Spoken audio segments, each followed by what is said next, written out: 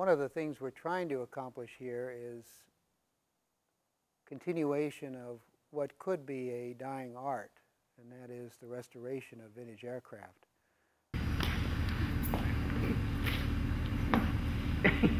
Before.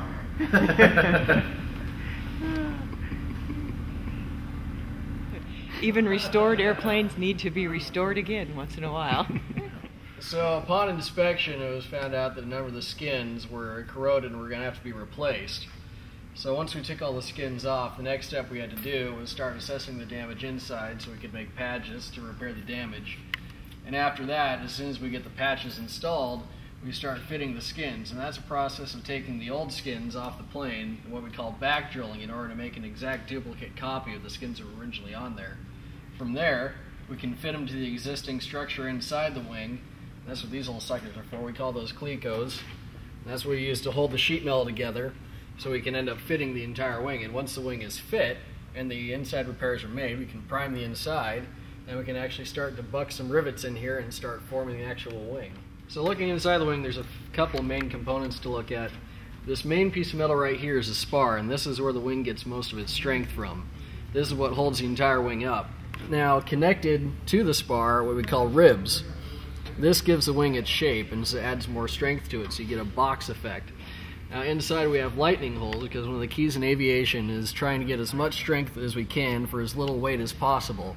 So we cut out holes in the rib and reinforce them with these little beads so we get as much strength as we can for as little weight.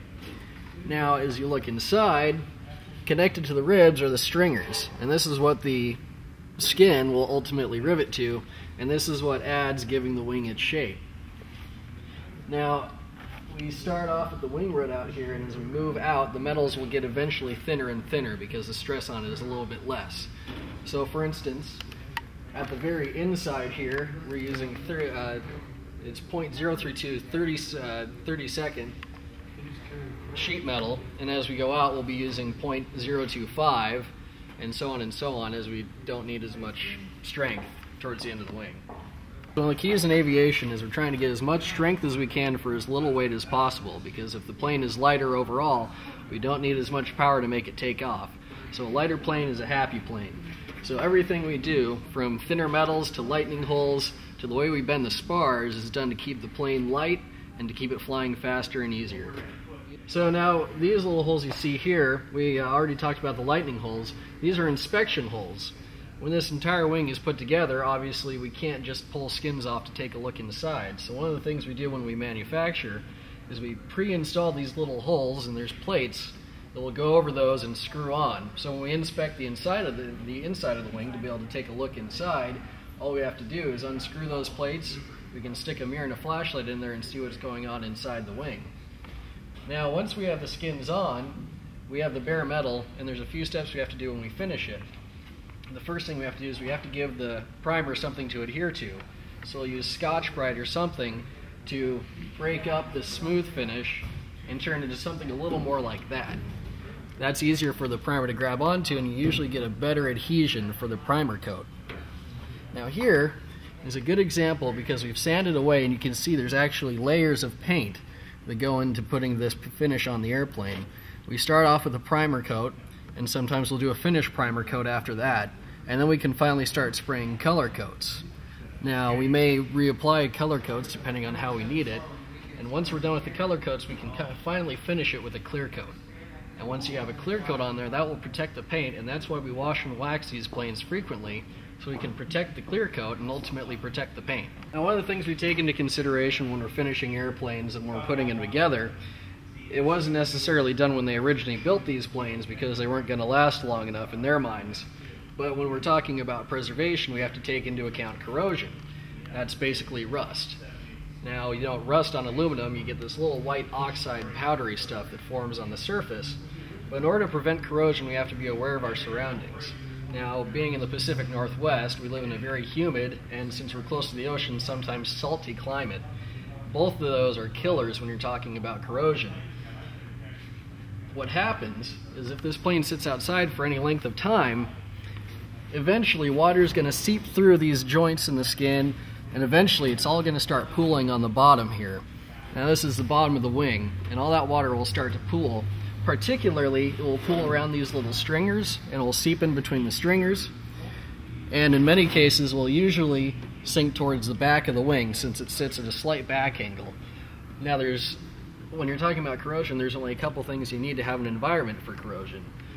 You need some kind of water to form a connection, and usually dirt or something will act as a dielectric to start moving electrons back and forth that ends up resulting in corrosion. So our job is to prevent it from having that kind of connection to be able to corrode. That's something we have to take into account in the Pacific Northwest as opposed to Texas or somewhere in the South where you have a much drier, much calmer climate. This is an example of what we're talking about. One of the measures we take to prevent corrosion inside the wing is we prime the inside of the wing. That's using a little primer paint, and that helps prevent corrosion. It helps water contacting the metal so we don't end up with corrosion in the end. Now this wing was not primed all the way through, and you can see a prime example of what we're talking about. Right here is where one of the ribs, the nose of the rib, was riveted to the leading edge. And you can see this little powdery deposit in here, right by where that red line is. That's what we call aluminum oxide, and that's what aluminum turns to when it corrodes. All metals will have a tendency to turn into what they were originally.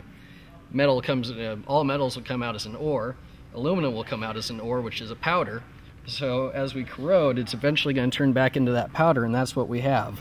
That metal there is gone, it's just powder, so we lose the structural integrity.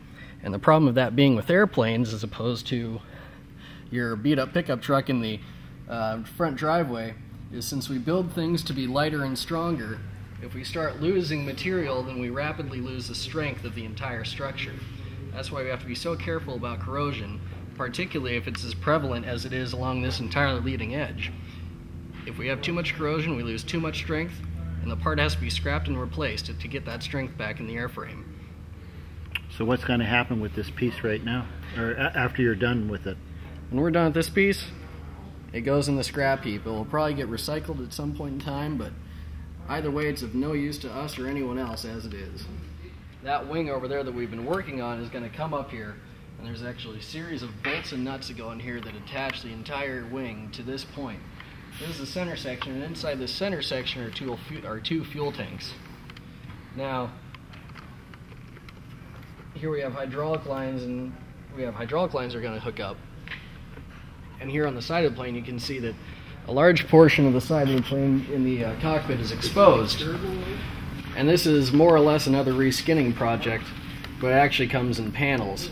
There's entire panels will be set on the side here and screwed on, bolted on, and that ends up forming the rest of the side of the cockpit. So right now, we have fairly easy access to it, but you can see on the other side, very similar to how the wing is constructed. You see things that look like stringers and ribs in there that help form the structure, and then there's skin over it. But fortunately, we're dealing with entire panels. In this case, we don't have to reskin the entire side of the fuselage. And you can really start to see a lot of the inner workings of an airplane. You know, you don't necessarily realize how much it takes to connect everything when you're working with controls. Yeah, you see you have hydraulic lines, you have fuel lines, you have your throttle linkages, you have control linkages that go to the control surfaces. You don't necessarily see or think about all that stuff, but in any given airplane you can have hundreds or thousands of feet of wires and tubing and different control cables and things like that all work together to make the plane fly. Sitting here is a Pratt & Whitney R30, it's a 1340, and on it we have a Hamilton standard counterweight prop. Now, one of the things a lot of people don't realize about airplanes is for engines with this much power, in order to make it the most efficient at high altitude where the air is thinner, this prop, the blades, will actually move to get a bigger bite or a smaller bite of the air. It helps it work more efficiently. Here we have the cylinders. It's a radial engine. Here's the cylinders. We call them jugs. Each cylinder has 2 spark plugs, which is done specifically for getting a better burn pattern and also for reliability. If you lose one set of spark plugs, you can still run off the second. Now as we move from the nose of the case, we move past the jugs, and here you have these black tubes here, or intake tubes, where the fuel air mixture is going to get put into the cylinder, and this is a carbureted engine. So rather than being injected back here at the carburetor, The fuel in the air is going to be mixed here, and then it's going to be pumped out to all these cylinders using air pressure. Now, the ones that are a little more beat up looking are the exhaust tubes, and the reason they're a little more beat up looking is because there's so much heat from the exhaust coming out of those cylinders. As we move towards the back of the engine, there's a few things we'll notice. We have an air scoop right here that goes directly up to the carburetor. And the back of the section, on all radial engines, you have three sections. You can have the nose of the case, the power section, the cylinders, and then the supercharger case in the back. Almost all these radial engines are supercharged, which means that you're using crankshaft power to accelerate and compress the air that's going to the cylinders. Up here, we have a very large oil tank. And in aviation, every oil tank is going to be painted yellow. Now, these engines love to suck down oil. As this engine runs, it's going to heat up quite a bit, and as it heats up, the metal on the engine is going to start to expand. So these things were built purposely to allow that expansion, which means that if these engines aren't hot, they tend to leak a lot of oil, hence the drip pan. The engine is mounted by these four tubes are very, very strong steel, which goes to this circular mount which mounts the entire engine. This piece of sheet metal right here is what we call a baffle. Now, when the cowling is actually on the aircraft, the cowling is made in such a way that air entering the front of the engine will be directed by these baffles to provide the best cooling that's possible for all these cylinders, which is why you see so many of these little fins here on the cylinders, because those fins create an area that heat can go to. So as air comes through the engine, it's going to run through these fins and wick away as much heat as possible, and these baffles are there for directing that air around so we can get better cooling through the engine. This is a good example of why we do routine inspections, because then we can find problems with the airplane. Unfortunately, in this case, we found problems with the airplane, which means it doesn't get to fly for a while, but fortunately someone doesn't go flying in a plane that would be unsafe. The entire aircraft is being restored, at least as far as the wings are concerned. Now, the wing structure would be both wings and this center section right here. The entire fuselage of the plane can be separated from that. So the wing group is the biggest piece that we have to work on in this plane. The rest of the plane has been in very good condition so far, and what we're doing is a basic restoration. We're taking parts that have been damaged beyond repair, we're replacing those with new parts, and hopefully bring the entire plane back to its original state, but also in a state that's going to be airworthy and flyable and safe for whoever's piloting it. It takes imagination, but this will be a beautiful plane again.